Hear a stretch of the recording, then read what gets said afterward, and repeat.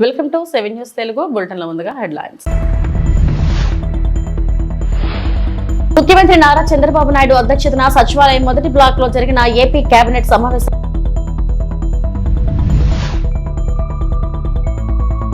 తిరుమల శ్రీవారిని దర్శించుకున్న రాఘవేంద్రరావు.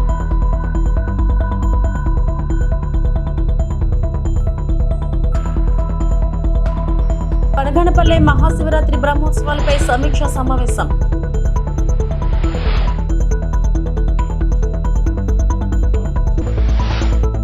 ముఖ్యమంత్రి నారా చంద్రబాబు నాయుడు అధ్యక్షతన సచివాలయం మొదటి బ్లాక్ లో జరిగిన ఏపీ కేబినెట్ సమావేశంలో పాల్గొనడం జరిగింది.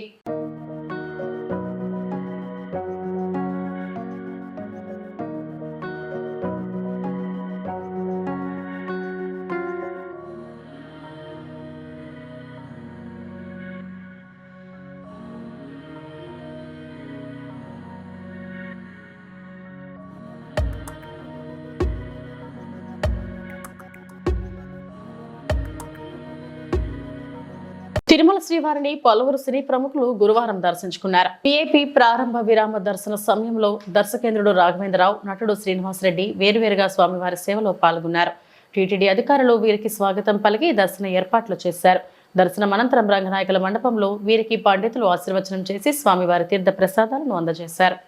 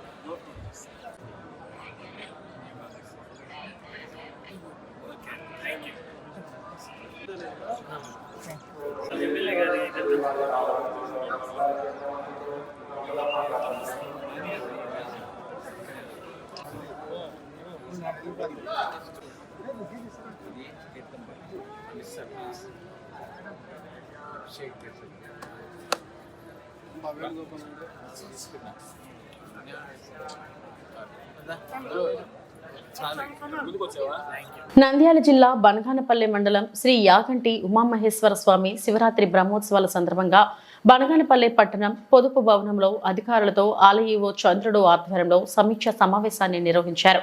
ఈ సమావేశానికి ఎంపీడీఓ రమణ అధ్యక్షత వహించగా గ్రామీణ నీటి సరఫరా శాఖ, విద్యుత్ శాఖ, పోలీస్ శాఖ, ఆర్టీసీ డిపో మేనేజర్, ఫైర్ శాఖ, వైద్య శాఖ, రెవెన్యూ శాఖ అధికారులు, దేవాదాయ శాఖ పాలక మండలి సభ్యులు ఈ సమావేశంలో పాల్గొన్నారు.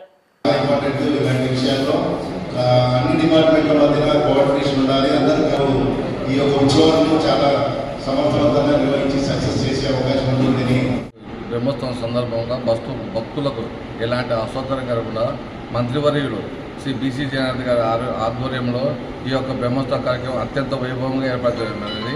భక్తులకు తాగునీటి కానీ, భోజన వసతి కానీ, పోలీసు బందోబస్తు కానీ అన్ని డిపార్ట్మెంట్ల సహాయ సహకారంతో ఈ బ్రహ్మోత్సవం అత్యంత వైభవంగా ఏర్పాటు చేయడం, అర్చక సిబ్బంది మరియు దేవాలయాల సిబ్బంది సహాయ సహకారాలతో అన్ని కార్యక్రమాలు ఏర్పాటు చేయడం జరుగుతుంది.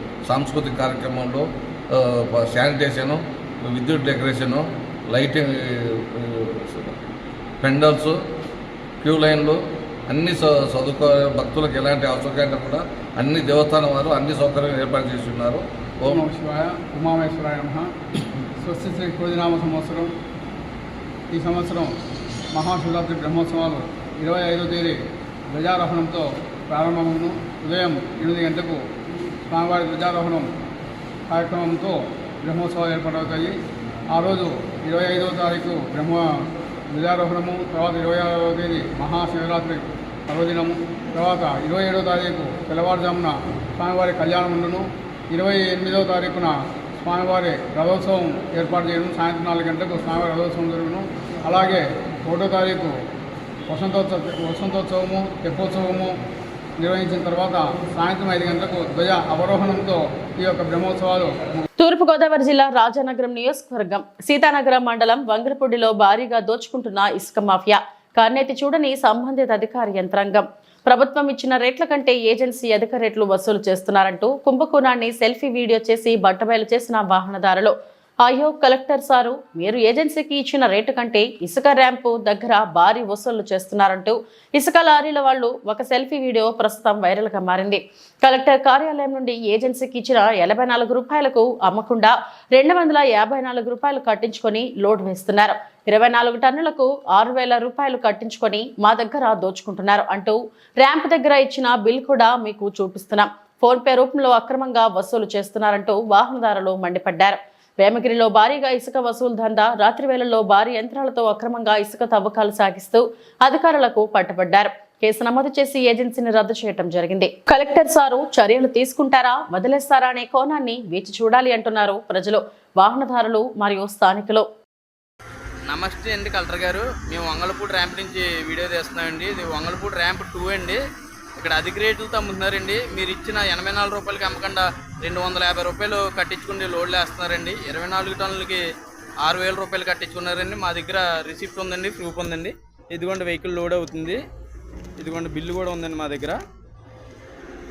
ఓకేనండి, థ్యాంక్ యూ అండి. మాకు న్యాయం చేయవలసిందిగా కోరిక ప్రార్థిస్తున్నాను.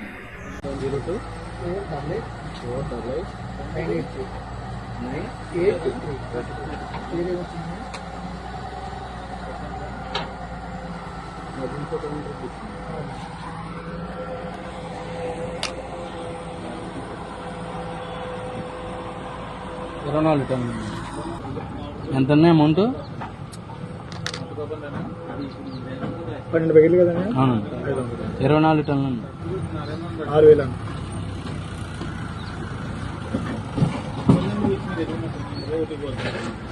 టన్ 250 అన్నా? అవునండి.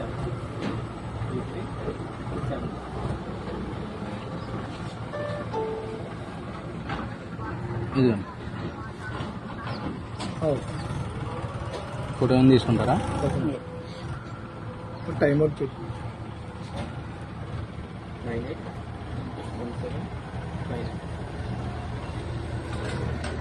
10 ఓకే. అక్కడ బిల్లు వేరే లేదండి. ఆర్ఎస్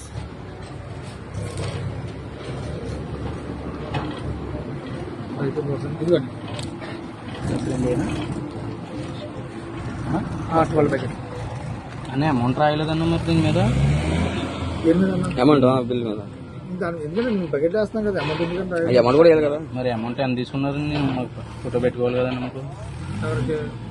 ఇంకా అది మీరు చెప్పడమేనా? ఇక్కడేమో 18 బకెట్ వేస్తారు, 18 వేస్తారు. ఎక్స్ట్రా రాయించుకోలే కానీ అది మనం అది మీ బకెట్ లెక్క. మరి అమౌంట్ రాయాలి కదన్నా దీని మీద. అవునా, మీరు మాకు బకెట్ లెక్క మీరు చెప్పిస్తున్నా అన్న పైకి. బకెట్ లెక్క కాదు కదా, మాకు ఎంత తీసుకున్నారు అమౌంట్ అని తెలియాలి కదన్నా. మరి పశ్చిమ గోదావరి జిల్లా నరసాపురం నియోజకవర్గ తెలుగుదేశం పార్టీ ఇన్ఛార్జ్ పోతూరి రామరాజు ఆధ్వర్యంలో పార్టీ కార్యాలయం నందు పట్టభద్రుల ఎమ్మెల్సీ ఎలక్షన్స్ పై ముఖ్య సమావేశం జరిగింది.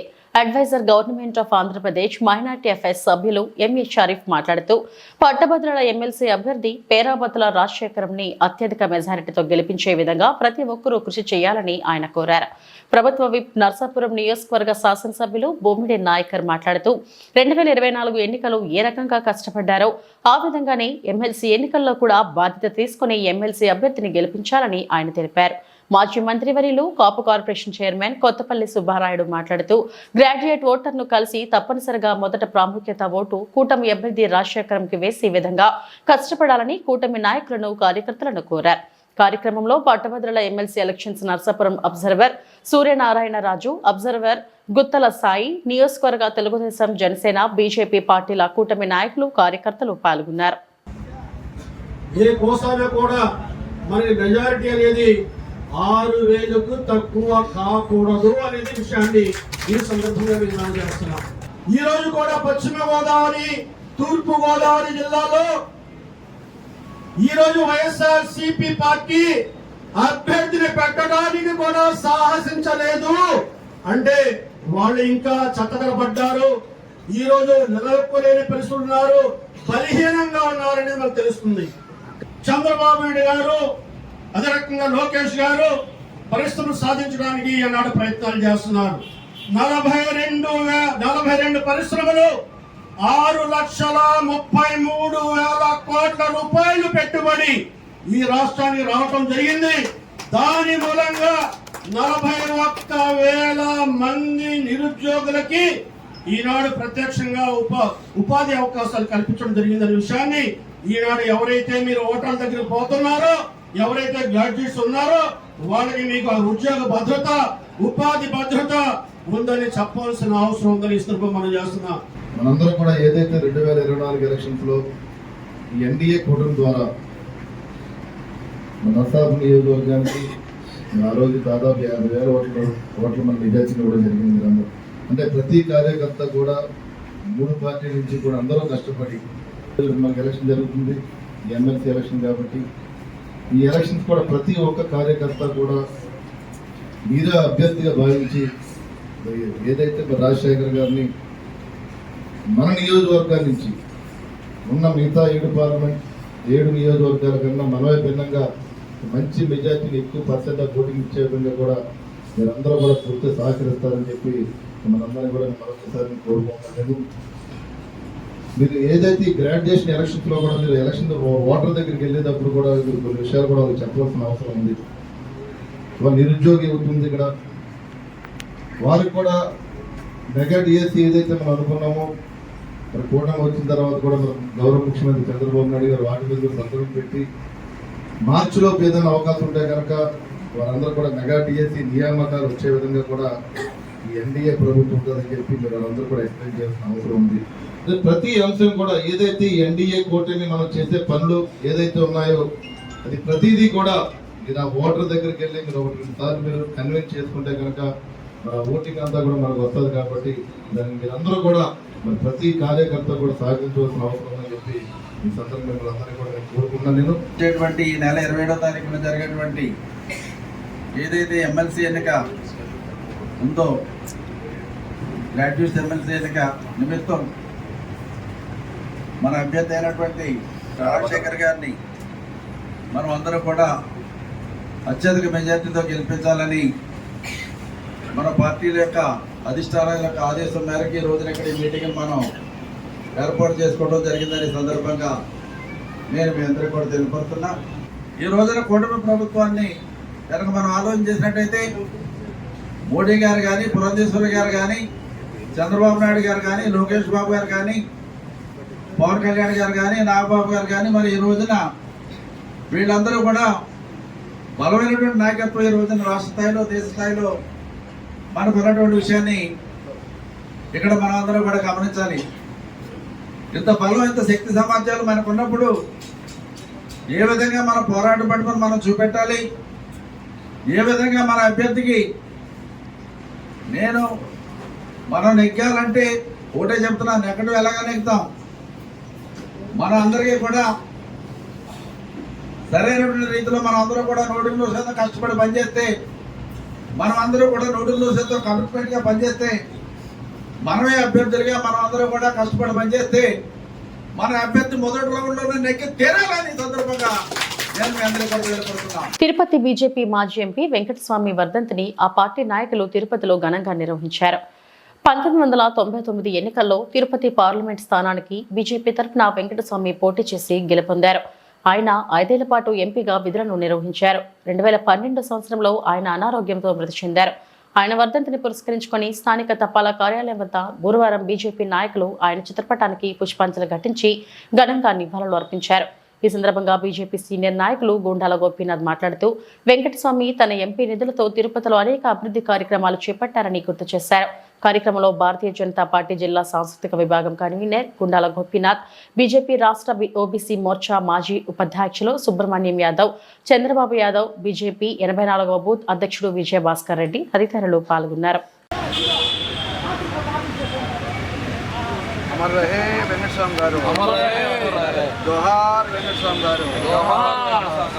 పార్లమెంట్ సభ్యులు నందిపాల వెంకటస్వామి గారి 13వ వర్ధంతి సందర్భంగా ఆయన ఫోటో పొలమాలు వేసి ఆయన స్మరించుకోవడం జరిగింది. ఆయన తిరుపతి పార్లమెంట్ మెంబర్గా ఉన్నప్పుడు గవర్నమెంట్ నిధులు తీసుకొచ్చి అనేక కార్యక్రమాల్లో తిరుపతి పార్లమెంట్లో చేయడం జరిగింది. ముఖ్యంగా అందులో బస్టాండాలు, ఇలా మీటింగ్ హాళ్ళు, రోడ్స్, కనెక్టివిటీ రోడ్స్ ఇవన్నీ కూడా ఆయన నాయకత్వంలో తిరుపతి పార్లమెంట్లో జరిగినాయి. ఆయన ఇవాళ ఆయన వద్దల స్వామి గారిని పొలమాత సత్కరించి ఆయన స్మరించుకుంటున్నాం. తిరుపతి మాజీ పార్లమెంట్ సభ్యులు స్వర్గీయ వెంకటస్వామి గారి 13వ వర్ధంతి సందర్భంగా ఈరోజు భారతీయ జనతా పార్టీ ఆధ్వర్యంలో ఆయన చిత్రపటానికి పుష్పాంజలి ఘటించి ఘన నివాళి అర్పిస్తున్నాము. వెంకటస్వామి గారు ఎంపీగా ఉన్నప్పుడు తిరుపతికి అనేక అభివృద్ధి కార్యక్రమాలు, సంక్షేమ కార్యక్రమాలు, బస్ షెల్టర్లు కానీ అలాగే శ్మశాన వాటికల అభివృద్ధికి కానీ ఎంపీ నిధుల ద్వారా ఆయన ఎంతో అభివృద్ధి కార్యక్రమాలు చేశారు. తిరుపతికి ఆయన ఎంపీగా ఉన్నప్పుడు పార్లమెంటు నిధులు ఎలా అభివృద్ధి కార్యక్రమాలు చేయాలనే మొట్టమొదట నిధులని ఆ విధంగా అభివృద్ధి కార్యక్రమాలకు వెచ్చించిన పార్లమెంటు సభ్యులు వెంకటస్వామి గారు. రవాణా సౌకర్యాలకు కానీ అలాగే ప్రతి విషయంలో ఆయన ఎంతో అభివృద్ధి చేశారు తిరుపతికి. అలాంటి మహనీయుడు వర్ధంతిని ఈరోజు భారతీయ జనతా పార్టీకి తరఫున జరుపుకుంటారు. టీడీపీ పోలిట్ బ్యూరో సభ్యులు సర్వేపల్లి ఎమ్మెల్యే సోమిరెడ్డి చంద్రమోహన్ రెడ్డి మాట్లాడుతూ లండన్ నుంచి దిగగానే జగన్ రెడ్డి చేసిన వ్యాఖ్యలు విడ్డూరంగా ఉన్నాయని, ఇక నుంచి టీడీపీ నాయకులు, కార్యకర్తలు, అధికారుల సంగతి చూస్తాడంట. జగన్ 2 కాస్త 5 గా మారిపోతుందేమో అని, ఇది వైసీపీ లాస్ట్ వెర్షన్ కాబోతుందని అన్నారు. వ్యవస్థలన్నింటినీ నాశనం చేసిన జగన్మోహన్ రెడ్డి కార్యకర్తల గురించి మాట్లాడడం ఆశ్చర్యకరంగా ఉందని, మైనింగ్ శాఖతో పాటు కీలక వ్యవస్థలన్నీ జగన్ రెడ్డి అండ్ బ్యాచ్ కాళ్ళ కింద నలిగిపోయాయని అన్నారు. ఆయన జగన్మోహన్ రెడ్డి లండన్ నుంచి దిగినట్టున్నాడు, దిగి ప్రెస్ కాన్ఫరెన్స్ పెట్టాడు. ఇక నుంచి ఆయన తెలుగుదేశం నాయకులు, కార్యకర్తలు, అధికారుల సంగతి చూస్తా అంట. దానికి ఒక కొత్త ఇది పెట్టాడు, క్యాప్షన్ 2O ప్రోగ్రామ్ అంట. బహుశా అది 0.5గా మారిపోద్దేమో నాకు డౌట్ వస్తూ ఉంది. ఇప్పుడు 2O programme YCP last version. ఆయన కార్యకర్తల గురించి మాట్లాడినాడు. నువ్వు కార్యకర్తల గురించి పట్టించుకున్నావా? వ్యవస్థల్ని నాశనం చేశావు. ఒక మైనింగ్, ఒక R&B, ఒక పంచాయతీరాజ్, ఒక ఇరిగేషన్, ఏ వ్యవస్థ, ఒక మైనింగ్, నీ కాళ్ళ కింద మైనింగ్ శాఖ నలిగిపోయింది. ఇసుక దగ్గర నుంచి దోపిడీ, మైనింగ్ దోపిడీ. నువ్వు ప్యాలెస్లు కట్టుకున్నావు. ప్రజలు ఇక్కడ, రాష్ట్రం నాశనం అయిపోయింది, నీ కాళ్ళ కింద నలిగిపోయింది. నువ్వు ఇప్పుడు కొత్త నాటకమా 2O అని చెప్పేసి తెరలేపుతావా? ఎవరు నమ్ముతారు నిన్ను అని అడుగుతున్నా నేను. ఈరోజు తెలుగుదేశం వచ్చింది, కాన్ఫిడెన్స్ వచ్చింది, కూటమి ప్రభుత్వం వచ్చింది, లక్షల కోట్ల పెట్టుబడికి ఇన్వెస్టర్స్ వస్తున్నారు. వాళ్ళు కూడా నీ ఓటోళ్ళని చూసి ఇంకా జంకుతున్నారు. ఇన్వెస్టర్స్ వస్తున్నారు, లక్షల కోట్లు. నీ పరిస్థితి ఏంది? లాస్ట్ 5 years ఏం చేసావు నువ్వు? అరే నా జీవితంలో నా మీద క్రిమినల్ కేసు లేదు. మీ నాయన ఉన్నప్పుడు పాపం అసెంబ్లీలో బయట ఎదుర్కొంటే నా మీద కేసులు పెట్టలే, మా మీద పెట్టావు. చంద్రబాబు నాయుడు గారి దగ్గర నుంచి కార్యకర్తల దాకా జైలుకి పంపించావు. నువ్వు మాట్లాడతావా? ఈరోజు కార్యకర్తలు అంటే తెలుగుదేశం, ఒక ఎన్టీఆర్ ట్రస్ట్, ఒక స్కూల్, ఆ కార్యకర్తల బిడ్డల్ని ఉచితంగా చదివించడం, ఒక క్యాన్సర్ హాస్పిటల్, ఒక ప్రమాద బీమా. ఎప్పుడన్నా పట్టించుకున్నావా నీ కార్యకర్తల గురించి? లోకేష్ బాబు ఈరోజు ఇంకా యాక్టివేట్ చేసాడు దాన్ని, ఆ ప్రమాద బీమా, వీటన్నిటిని. నువ్వు ఏ రోజు ఏం పడి, నువ్వు ప్యాలెస్లు కట్టించుకున్నావు. ఎన్ని ప్యాలెస్లు, ఎంత నీకు ఆ డబ్బు మీద మోజు. ఆడ 29 ఎకరాల్లో ఎల్లంక, అక్కడ లోటస్ పాండ్, ఇక్కడ తాడేపల్లి, ఇక్కడ ఇడుపులపాయ, ఒక కడప, ఒక పులివెందుల. ఎన్ని లక్షల చదరపు అడుగులు మీ నలుగురికి. ఆఖరికి అక్క చెల్లి, తల్లి చెల్లిని కూడా దూరం చేసుకున్నాడివి. నువ్వు మా సంగతి చూస్తావా? తెలుగుదేశం వాళ్ళ సంగతి చూస్తా. నీ సంగతి చూసుకో, నీ పార్టీ క్లోజ్ అయిపోకుండా చూసుకో. ఆ తర్వాత మా సంగతి. లక్కిరెడ్డిపల్లి 4వ వార్డు ప్రజలు స్థానిక సమస్యపై విశ్వ హిందూ పరిషత్ ఆధ్వర్యంలో నిరసన ర్యాలీ నిర్వహించారు.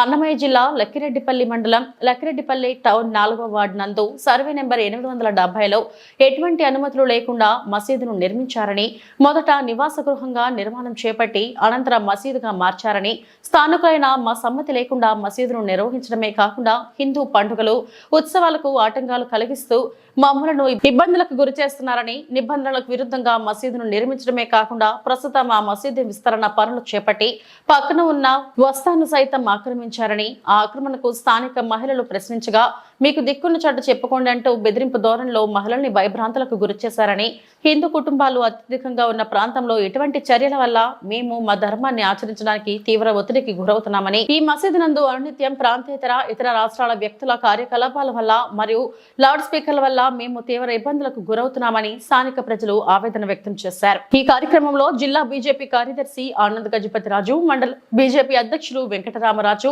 జిల్లా బజరంగ్ దళ్ సంయోజక్ వీరారెడ్డి, విశ్వ హిందూ పరిషత్ జిల్లా సహా సంయోజక్ రాజా, విహెచ్పి ప్రఖండ గౌరవ అధ్యక్షులు భాస్కర్ రెడ్డి తదితరులు పాల్గొన్నారు.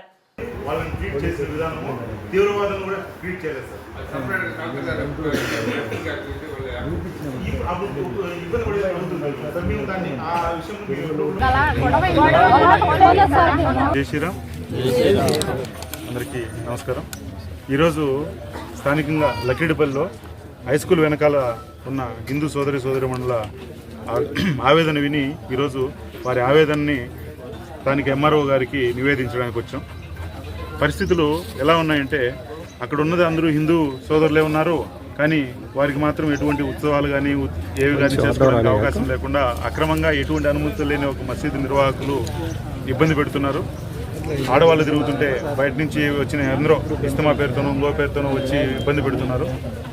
వీళ్ళందరినీ కూడా పరిష్కరించడానికి గతంలో అదే ప్లేస్లో పక్కన వినాయక ఉత్సవాలు జరుపుకోవడానికి ఒక చిన్న మండపం, వినాయక మండపం నిర్మించుకుంటే ప్రభుత్వం వారు కల్పించుకొని తొలగించారు. ప్రస్తుతం అదే మసీదు వారు అక్కడ రోడ్డును కబ్జా చేస్తూ కూడా వాళ్ళు విస్తరిస్తున్నారు. ఆ మసీదు అనేది అనుమతులు లేవు. ఈరోజు ఆ విషయాన్ని ఎంఆర్ఓ గారి దృష్టికి తీసుకెళ్ళడం జరిగింది. తదుపరి మిగతా ప్రభుత్వ అధికారుల దృష్టికి కూడా తీసుకెళ్తాము. ఈ పరిస్థితి ఇలా ఉంటే గతంలో పోలీసులు గత ప్రభుత్వంలోని పెద్దల ప్రోద్బలంతో మా హిందూ సోదరులపైన పాశవికంగా దాడి చేశారు. అటువంటి పునరావృతం కాకుండా ప్రస్తుతం ఆ అనుమతులు లేని ఆ మసీదును అక్కడి నుంచి తొలగించి మా హిందూ సోదరులు సుఖ సంతోషాలతో నెల రోజులు అట్లా కూడా పోరు సార్. డే పూట అంతా చేసుకొని తింటారు, నైట్ పూట మొత్తం ఆ పక్కలంతా తిరుగుతూ ఉంటారు. చాలా మంది మీ అందరం ఆడవాళ్ళమే ఉంటాం సార్. ఇబ్బందిగా ఉంది. రోడ్డు కూడా అడ్డంగా మట్టి తోలేసినారు సార్, నడుచుకోకుండా. అడిగితే మా స్థలము మేము ఇయ్యం, మీకు రోడ్డు, మీకు అమ్మిన వాళ్ళని పోయి అడుగుపోండి అని అంటారు సార్. లక్కిరెడ్డిపల్లి మండలము, అన్నమయ్య జిల్లా. ఇవి ఇప్పటివరకు నా బులెటిన్ అప్డేట్స్.